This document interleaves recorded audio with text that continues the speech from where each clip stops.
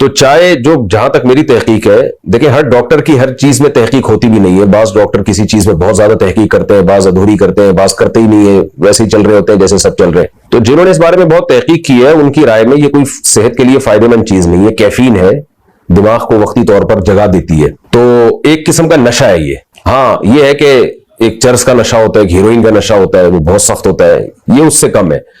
ایک ہوتی ہے نیکوٹین جو تمباکو وغیرہ میں، سگریٹ میں، وہ زیادہ نقصان دہ. کیفین کم نقصان دہ، لیکن بہرحال ہے نقصان دہ، اس کا فائدہ کچھ بھی نہیں ہے. یہ جو چائے کے فوائد بیان کیے جاتے ہیں نا، دماغ تیز ہوتا ہے، کولیسٹرول لیول کم ہوتا ہے، یہ تو بالکل ہی غلط بات ہے. تو کوئی فائدے کی چیز بہرحال نہیں ہے یہ. باقی یہ کہ کسی کو تھوڑا نقصان ہوگا، کسی کو زیادہ ہوگا، ہو سکتا ہے کسی کو بالکل ہی نہ ہو، شاید ایسا بھی ہو. اس لیے بہتر یہی ہے کہ اس سے اجتناب کیا جائے، بچا جائے، جو میڈیکل سائنس کی روح سے. میرا جو طرز عمل تھا، میں نے چھوڑ دی تھی. میں تو بہت زیادہ عادی تھا چائے پینے کا.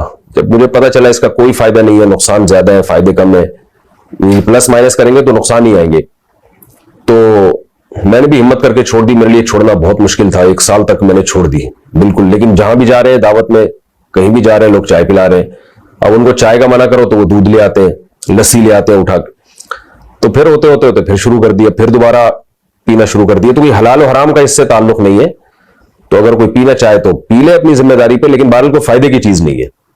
اور اب میرا دوبارہ ارادہ ہے اس کو میں چھوڑوں گا، کیونکہ جس چیز کا کوئی فائدہ نہیں ہے تو کیوں اپنے آپ کو اس کا پابند بنایا جائے. آپ تجربہ کر کے دیکھ لیں، چائے پیئیں گے آپ کی بھوک اٹھ جائے گی، اور معدے کو بھی نقصان ہوتا ہے چائے پینے سے.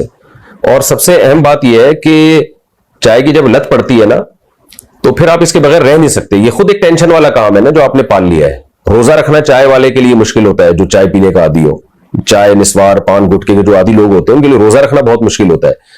تو اس لیے جب ایک خامخواہ کی ٹینشن ہے تو چھوڑ دینا ہی بہتر ہے. باقی یہ کہ کوئی حلال و حرام کا اس سے تعلق نہیں ہے. بعض لوگوں کو بعض چیزوں کا نقصان ہوتا بھی نہیں ہے، تو بہتر یہی اجتناب کریں آپ.